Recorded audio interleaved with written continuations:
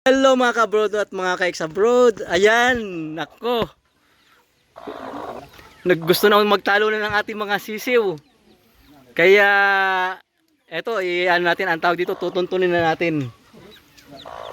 So, tingnan natin kung ilan yung napisa. Ayan na, sige na. Kunin na natin. Yung inahin muna, yung inahin muna.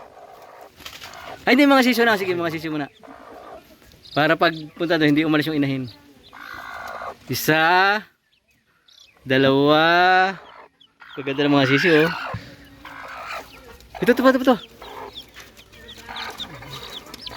Tatlo. Apat.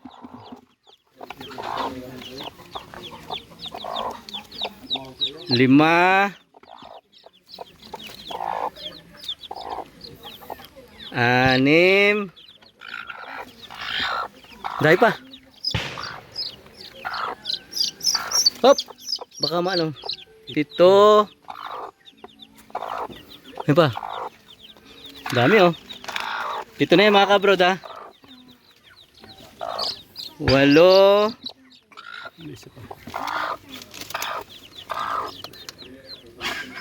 9. Meron pa? Wala na. 9, 10, 11. Tama. May 2 bugok. Anak. Okay. Nililipat natin dito sa kanilang bagong tahanan. Dito natin siya ilalagay, oh. Mayroon na itong ano. Mayroon na itong bakod. May harang na net. So diyan muna sila, ayun, oh. Ayun, oh. Dapat may binlid pala. Ayan mga kabrad, oh. Ito yung kanilang bagong tahanan. Palakihin natin sila dito ng mga 2 linggo bago natin bago natin pakawalan. Para siguradong malalakas yung ating mga sisiw.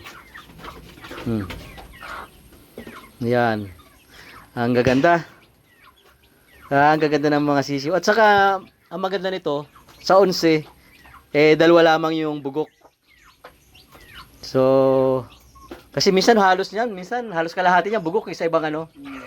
Lalo pag kayo nadaanan pag nadaanan ng lindol, yung habang naglilimlim, babago naglilimlim ng inahin na nadaanan ng lindol. Hindi ko lang alam kung totoo yun na pag nadaanan ng lindol. Alam ko pag nabasa ng ulan, talagang yan marami ang bugok.